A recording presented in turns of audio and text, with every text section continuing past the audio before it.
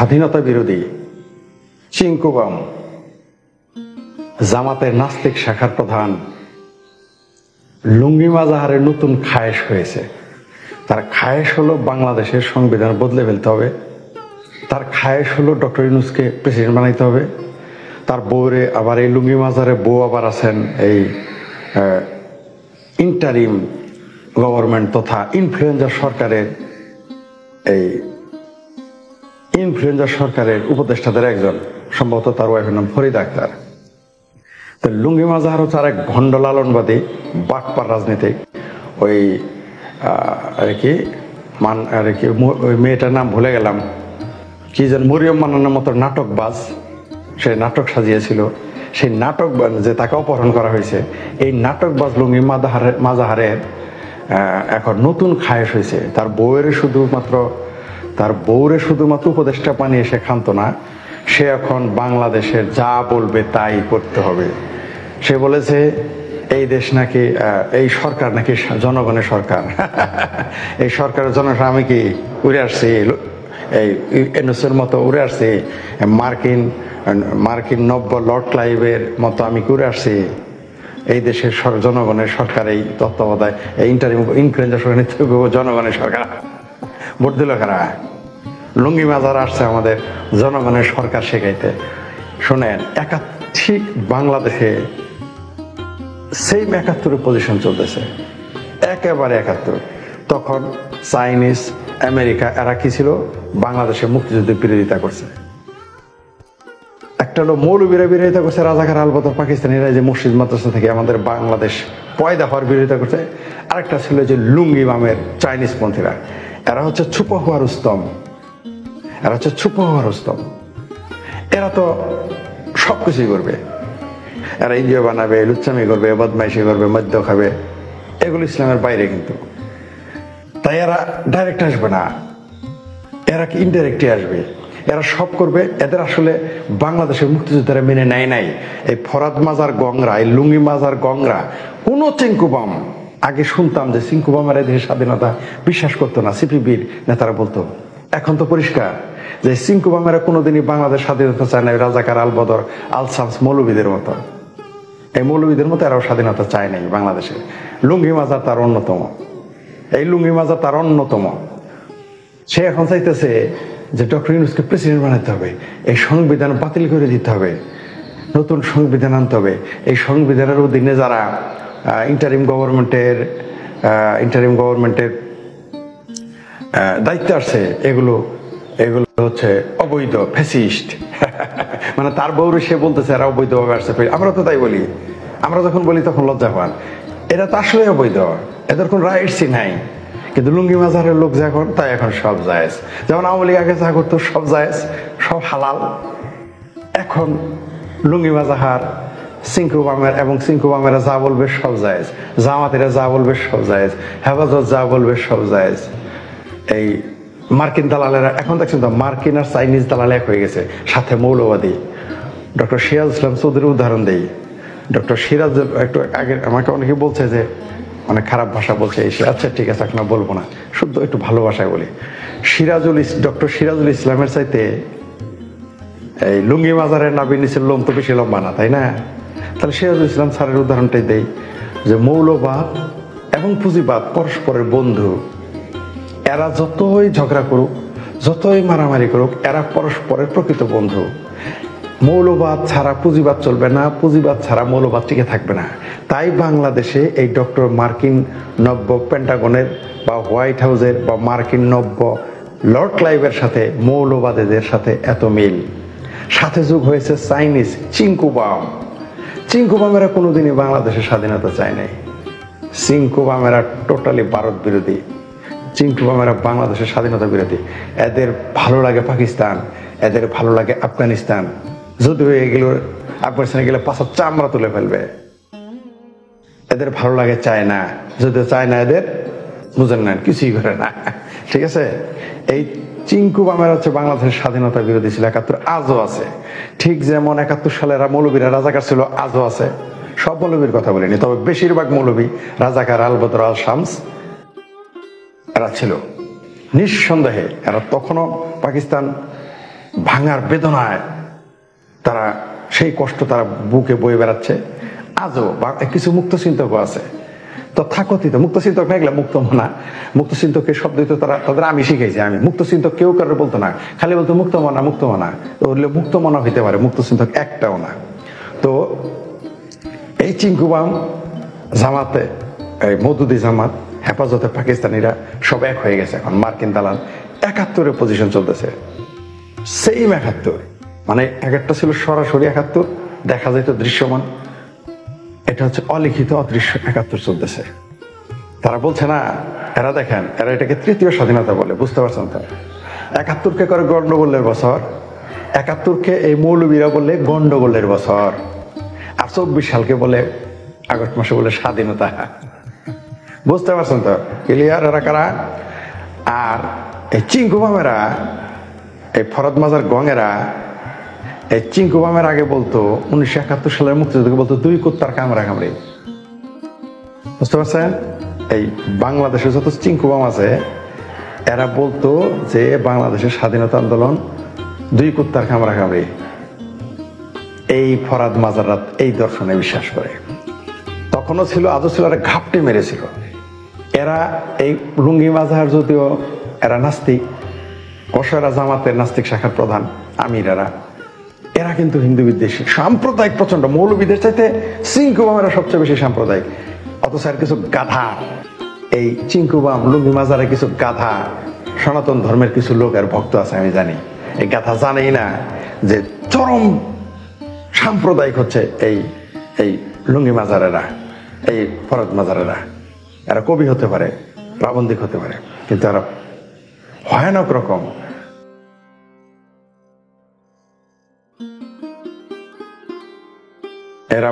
রকম সাম্প্রদায়িক, কিন্তু এরা প্রকাশ করবে না। এরা চরম হিন্দু বিদ্বেষী, এরা চরম। এরা দেখে নাকি সাথে এরা কথায় কথায় মার্কিন বিরোধিতা করে, কথায় কথায়। আজকে মার্কিন ভালো হয়ে গেছে, আজকে তাদের স্বার্থে আসছে মার্কিন। মার্কিনীরা যখন ইসরায়েলে যায় মার্কিন খারাপ, মার্কিনীরা যখন ইরাকে ঢুকে মার্কিনীরা খারাপ। কত প্রবন্ধ এই লুঙ্গি মাজার আমেরিকার বিরুদ্ধে লিখছে, এই চিঙ্কুবামেরা লিখছে। সিরিয়াতে গেলে খারাপ, ইরাকে গেলে খারাপ, দুনিয়ার যেখানে যাই খারাপ। এরা কিছুদিন চাপা মারছে যে আমেরিকা ভারতের মোদী সরকারকে সাপোর্ট দেয়, এই চাপা মারছে। এখন হঠাৎ করে বাংলাদেশে চিঙ্কুবামদের কাছে আমেরিকা ভালো হয়ে গেল, কারণ ওই যে ৭১ প্রশ্ন। ৭১ একটা ফ্যাক্টর, ৭১ একটা ফ্যাক্টর, আপনি মনে রাখবেন। তবে এইবার এই ঘটনায় দুধ কা দুধ পানি কা পানি হয়ে গেছে, সবকিছু স্পষ্ট। এখন স্পষ্ট দেখা যায় যে কারা মুক্তিযুদ্ধের পক্ষে ছিল আর এখনো আছে। সংবিধান সে পাল্টাতে চায়, কোন আইনে সংবিধান পাল্টায়? দেশটা কি ফরদ মাজারের বাপের, এই লুঙ্গি মাজারের বাপের, না তার বউ শুধু ওই তত্ত্বাবধায়ক সরকারের উপদেষ্টা তার বউর মনে করতেছে দেশটা? হ্যাঁ, সংবিধান পাল্টাই ফেলবে। পাল্টাও না, সংবিধান পাল্টাও, সময় আসবে। চিঙ্কুবামদের চায়না তো এদের জায়গা দিবেই না। চিঙ্কুবামরা কোনোদিন কিন্তু চায়নাতে যাবে না। এই চিঙ্কুবামের মতো পাটপার গুলো এরা কোনোদিন চায়না, দেখেন চায়নাতে বাক স্বাধীনতা নাই, চায়নাতে ব্যক্তি স্বাধীনতা নাই। বুঝতে পারছেন? এরা কিন্তু চিঙ্কুবাম বাক স্বাধীনতার কথা বলে, খোদ চায়নাতেই নাই ব্যক্তি বাক স্বাধীনতা। জীবনও চায়না যাবে না, যাবে কোথায়? আমেরিকা। এরা যাবে কোথায়? ইউরোপ। এরা যাবে কোথায়? অস্ট্রেলিয়া। এরা যাবে কোথায়? এরকম সব যেগুলো অকমিউনিস্ট এবং অমুসলিম দেশ, এইখানে তারা যাবে। বাংলাদেশে যেমন মৌলবাদীরা যতই আফগানিস্তান আর পাকিস্তান পেয়ার হোক, এরা কিন্তু একটাও পাকিস্তান আর আফগানিস্তান যাবে না, যায়ও না। যায় কখনো যে ট্রেনিং নিতে যায়, তাছাড়া এমনি গিয়ে থাকার জন্য যায় না। একজনও যাবে না। কেন যাবে না? ওরা জানে যে পাছার চামড়া তুলে ফেলবে। লুঙ্গি মাজারেরকে ঘেটি ধরে গোয়ায় লাথি দিয়ে তাকে নামাজ পড়ে, নামাজ পড়বে না, যাবে না ওইখানে লুঙ্গি মাজার। তালেবান কিন্তু লুঙ্গি মাজারের প্রিয় হয় চাইনিজপন্থীদের, কিন্তু একজনও যাবে না আফগানিস্তানে। মৌলবীরা তো আফগানিস্তানে গিয়ে বাস করবেই না কোনোদিন। প্রয়োজনে ভারতে সারাদিন ভারত বিরোধিতা করে না। ভারত যদি কোনোদিন ভিসা ফ্রি করে দেয়, মৌলবীরা আগে আসবে, আমরা জানি। বাংলাদেশে যতগুলো লোক ভারতে আসে এর ৮০% ভারত বিরোধী। পাকিস্তান যায় না কেন চিকিৎসা করতে? অন্য দেশে যায় না কেন? ভারত আসে কেন? এরা আমাদের বলে না ভারতের দালাল, এরা আগে চলে আসবে, এরা কিন্তু সবই খাবে। এরা যেমন ওই যে বলে ইহুদি খ্রিস্টান খারাপ খারাপ, আবার ইহুদি খ্রিস্টান দেশে গিয়েই থাকে। বাংলাদেশের যতগুলো মানুষ, যতগুলো নাগরিক এই হেফাজতে পাকিস্তানিরা ইউরোপ, আমেরিকা, অস্ট্রেলিয়া, কানাডা গেছে, সবগুলোই কিন্তু ইহুদি খ্রিস্টান বিরুদ্ধে, তারা ওই রাষ্ট্রগুলোর বিরুদ্ধে, কিন্তু তারা ওইখানে গিয়ে নাগরিকত্ব নিচ্ছে। প্রত্যেকটা পরীক্ষা না ইন্টারভিউ নেন, ধরা খেয়ে যাবে। আসেন আসেন। হ্যাঁ, তো ঠিক এদের মতোই লুঙ্গি মাজারে মনে করছে দেশটা তার বইয়ের আতা। এত সস্তা না, আমরা মরে যাইনি, আমরা ৭১-এর দায় আবার শোধ করবো। তোমাদের মতো চিঙ্কুবামদের আর হেফাজতে পাকিস্তানিদের সাথে লড়াইটা আমাদের হবেই হবে, আমাদের বসে থাকলে চলবে না, আমাদের সকল প্রস্তুতি নিতে হবে। এই হেফাজতে পাকিস্তানের বিরুদ্ধে আমি বারবার বলেছি, এই যে আওয়ামী লীগের যারা ছিলেন, আমি বলতাম আপনারা তো মানতেন না, এখন বুঝতে পারছেন তো আপনাদের সাথে যারা থাকছে তারা কারা? এখন ক্লিয়ার, স্পষ্ট তো? তারা আপনাদের সাথে থেকে আপনাদেরই ক্ষতি করছে, আপনারা বোঝেন নাই, আর সুবিধা তাদেরই দিচ্ছেন, তাও আমরা জানি। এখন কেমন লাগে? কোন রাজাকার আল বদর আল শামস কোনদিন মুক্তিযুদ্ধের পক্ষের লোক হইতে পারে না। খোদ মুক্তিযোদ্ধারা রাজাকার আল বদর হয়ে যাইতে পারে। ডক্টর হুমায়ুন আজাদ বারবার বলছে রাজাকার আজীবন রাজাকার, মুক্তিযোদ্ধা আজীবন নাও থাকতে পারে। আপনারা এটা মনে রাখবেন। তাদের আন্ডা বাচ্চারাও তাই, দুধ কা দুধ পানি কা পানি হয়ে গেছে এবার। যারা চাইনিজ পন্থী, তাদের উস্তাদ লুঙ্গি মাজার সহ, তাদের উস্তাদ আনু মোহাম্মদ সহ, তাদের যত চামচ, তাদের দাঁত কিন্তু বের হয়ে গেছে। তারা শুধু বাংলাদেশের মুক্তিযুদ্ধ বিরোধী নয়, এরা তলের ভেতর সাম্প্রদায়িক, চরম সাম্প্রদায়িক, এরা মৌলবীদের চেয়ে বড় সাম্প্রদায়িক। তেমনি আর এই দেশে হেফাজতে রাজাকার আল বদর আল শামসরা তো আছে, সাথে মার্কিন দালাল, সেম ৭১। আপনারা প্রস্তুত থাকবেন। যারা মুক্তিযুদ্ধের পক্ষের, সেটা যে কোনো দলের মতের হয়ে থাকেন, আমি কিন্তু বলি নাই আওয়ামী লীগ, মুক্তিযুদ্ধের পক্ষের শক্তি আবার তৈরি থাকেন। তা না হলে এই দেশটাকে আবার সে চিঙ্কুবাম এবং মার্কিনিরা এবং পাকিস্তানিরা খাবলে খেয়ে ফেলবে। আমরা তা হতে দেব না। লুঙ্গি মাজাহার, তুমি স্মরণ রেখো, তোমার স্বপ্ন পূরণ হবে না, চিঙ্কুবামদের স্বপ্ন পূরণ হতে দেব না, হেফাজতে পাকিস্তানিদের স্বপ্ন পূরণ হতে দেব না।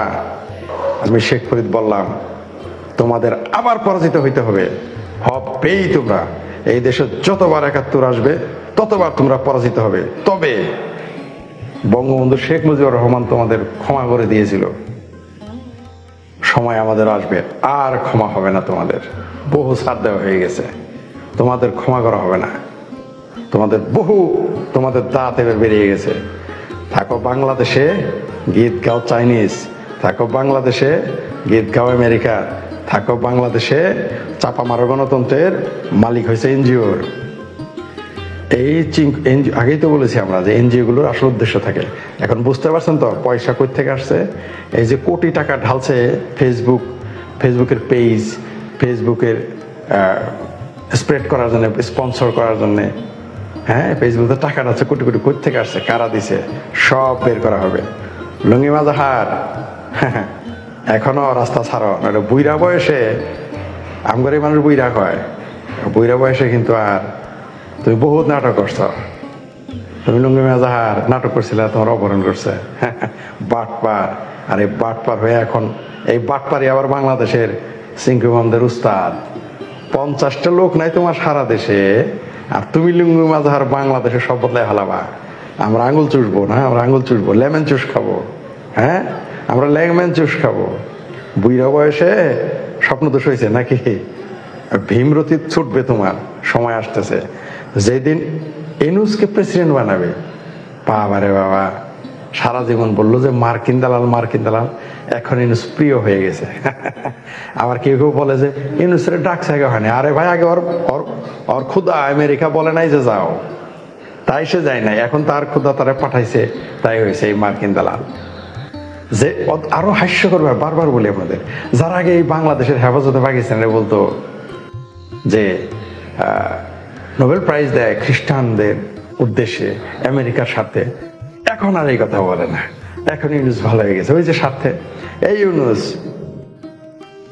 দেয় না ইসরায়েলকে টাকা, এখন ভালো হয়ে গেছে।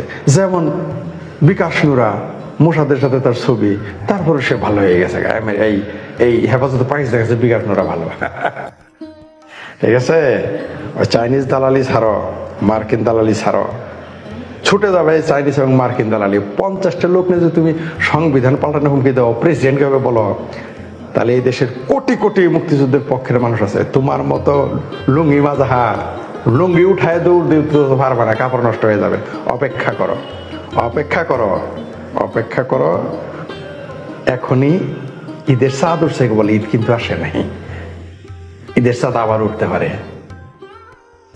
দেশটা লুঙ্গি মাজারের বাপের না, লুঙ্গি মাজার বইয়েরও না, লুঙ্গি মাজারের না, দেশটা আমাদের সকলের। এত সস্তা না, লুঙ্গি মাজারের বইয়েরও না এই দেশ। এই এনজিও গ্রুপের দেশ না এই দেশ। এই দেশটা এখন তো এনজিও, এই দেশটা এখন আর দেশ নাই। এই দেশটা হয়ে গেছে গ্রামীণ সেন্টার, এই দেশটা হয়ে গেছে গ্রামীণ ফোনের কোম্পানি। দেশটা আর দেশ নাই। অপেক্ষা করেন। ডক্টর ইউনূস মনে করছে যে দেশটা চালানো বোধহয় এনজিও। দেখা যাক কি হয়, দেখা যাক। চাঁদ আবার উঠবে ঈদের, আমরা দেখবো।